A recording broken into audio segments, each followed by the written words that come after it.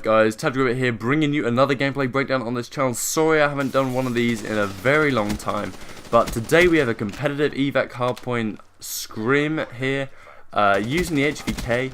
Pretty interesting class. This is what I want to talk about for the majority of this video, but first of all I just want to say, I haven't done a gameplay breakdown with annotations since pretty much Advanced Warfare. Definitely been slacking off not only the quantity of uploads but also the quality. I wasn't putting too much effort in. I'm going to try and bring that back as much as I can here. So I hope you enjoyed that in the background. Definitely maybe the most effort I've put into an upload for a while, apart from the recent montages I've been uploading. So there's a public match montage I put up fairly recently, so I'll link that down in the description box if you want to go check that out.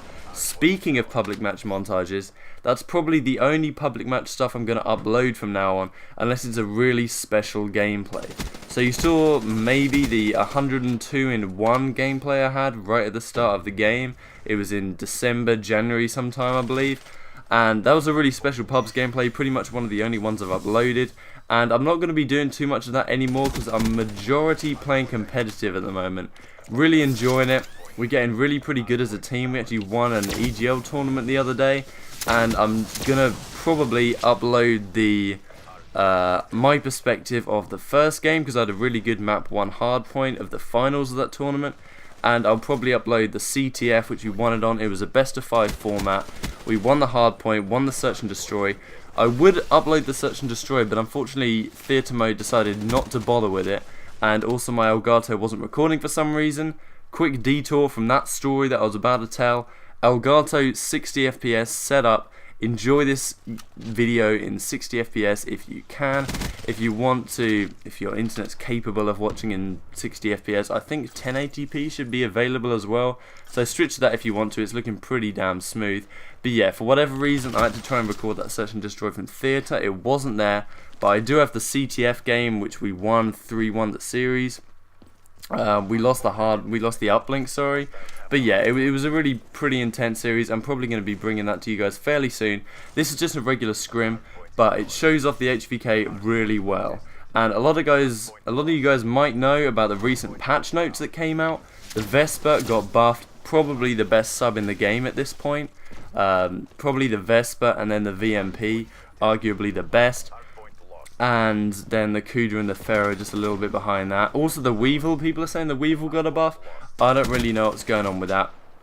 But Treyarch does do things that they don't put in the patch notes, and I'll talk about that right now. So obviously I'm sure you guys know, if you look to the patch notes or you're aware of them, the Man of War got a nerf to the point that its ADS speed got increased. So no, ADS speed got decreased, so its time got decreased, so its time got increased. That's the one. God, that's pretty confusing. But yeah, so basically the Man of War got a nerf in that regard. Also its reload speed got decreased. God, I'm retarded. I just had a sixth sense. This guy was coming on the warrant. That's what you call instincts, baby. But yeah, so Man of War nerf, and apparently the M8 has also got a nerf. I don't know how much you guys use the M8, but if you do use it a bit, you might notice that it's quite easy to, it seems at least, to oversample it right now. Which means that you fire and then you can't get the bursts out because you're firing it quicker than its fire cap allows for. And it seems like that's been happening. So it seems like the M8 has got a rate of fire nerf which we're not aware of. People are also saying the similar thing on the RK5. I don't really think that was the problem with the RK5. I think the problem with the RK5 and why it's ridiculously good is the fact that you can one burst people at very close range and outgun any gun in the game. It has the fastest time to kill of any gun in the game, the RK5. And I mean, there it is, you know, I get bloody joked by it. And that's after the apparent patch. So I think more needs to be done to the RK5, but I think I'm still using the LCAR in this gameplay. Maybe not, I don't know. I've been using the LCAR a lot more recently. Let's talk about the HVK. I'm slacking off on that. Reflex, quick draw, stock, laser I'm using on this. Interesting class setup. And then Afterburner, fast hands, blast suppressor. Pretty standard from that perspective.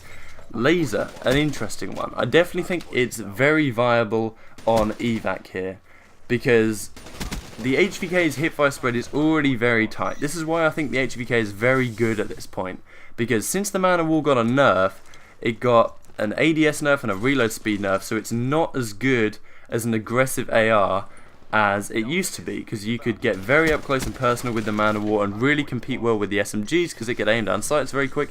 Now it's not quite as good. The HVK has very, very good hipfire spread. I think it's 30%, the radius of the hipfire spread is 30% less than the other ARs. So if you use the equation for the area, that works out as 50% of the area. So it's twice as tight as all the other ARs, and with laser it makes it even better. It's just an absolute laser beam. You'll see, I think in the next hardpoint on kitchen, you'll see I absolutely mapped someone up the stairs with the laser sight HVK. So it's really, really good. You can also use grip, or if you don't put grip on it, I'd recommend just running no third attachment. I'd say grip or laser is good as a third attachment. I don't think long barrel is worthwhile as it is on other ARs like the M8 say, or sometimes the Shiva. But yeah, so the HVK I'd recommend either reflex, quick draw, stock, or you can put on grip if you're on a longer range map, or as I quite like to do, laser sight in my opinion works pretty damn well on close range maps like evac. And also on breach it can work pretty well for hardpoint. So let's talk a little bit about the gameplay here. So we're about 40 points down. I decided to flank around. You saw that little graphic I had up, whether to go middle or to flank around. I decided to flank there because getting the spawns with about 15-20 seconds left to go before the next hardpoint, which is in this building right in front of me here, is really important. I thought in this situation that because my teammate had spawned up over at fields, you see him on the top side, I thought that would mean that they weren't in this kitchen area, but they were. It should have been obvious to me, but I get taken out and I spawned all the way over here. Something I could have done to sort of prevent so much damage in that situation was I could have waited until the new hill spawned up before I pressed square to spawn back in, because that means that I would have got a better spawn for the next hill. I would have spawned closer because the spawn points were then anchored towards that hill. As a pretty complicated thing that a lot of the pros tried to do. I hear Nislo talking about it quite a lot. And you see I get one go with the hipfire here. At this point we're just flooding into the hill. Usually someone has to pick up mid-map and the pinch. You see this where I just kill the kid up top with a hipfire. And that's what my teammate's doing in the back. You can see him on the minimap. And you see as soon as one of us dies in hill, he immediately floods in. That's effectively how you play this hill ideally. You get the spawns in the back, and then one person watches the pinch from mid-map, so the wraparound to try and come behind you and get the pinch on the hill. One person watches that. As soon as someone dies in the hill, the person watching pinch floods into the hill, and the person dying then picks up the pinch. So it's basically just a rotation game. I rotate early here, get all the way around the back and get the time in the hill. I kill one outside fields, and if you look at the minimap, they're probably still going to be fields. The ideal setup on this hill is to push out of fields. I get that guy luckily off the wall in there. Push out fields towards the old hill and make them spawn over by B search in the glass area, the hill after this. And if they spawn there, it's very difficult for them to push around for this hill, but they do get fields. I use the dart here. The dart is actually really pretty good in hardpoint, especially if people aren't using flak jacket. Kieran uses a lot of nades, but teams often use trophies as these guys were, so that cancels the screw up the dart, but if they're not using flak jacket, it can be very effective. So we end up managing to bring this game back to a lead here. I make a really stupid challenge here. Tremor dies to a guy at pillar, and there was no way I should have challenged this. I should have played my life, gone round to the back AC side, and then try and set up a pinch. I would have probably had a free kill, and it would have prevented them from spawning there. You see on the minimap here, there's 3 of them, they all flood in from that direction. I'm just trying to play my life at this point so my team can get over and support. I get one really weak in hill, dive to the RK5 again, and this is a pretty intense time because they can legitimately come back here. I get a guy pretty weak at the top side of the hill, and I go down on this platform that not a lot of people use. I think it's really helpful in S&D and also especially in hardpoint because you can get a really good line of sight on those people at top glass. And I get 2 in hill with the hipfire from water. I do finally get taken out with my teammates flooding behind me, pull out the 10 best, but it's not required.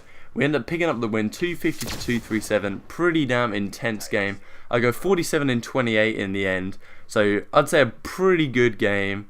all things considered with the HVK. Give Keon his moment here with the final kill cam. So yeah, hope you enjoyed this, guys. I'm going to hopefully be bringing you some more Hardpoint, maybe some uplink gameplays sometime soon.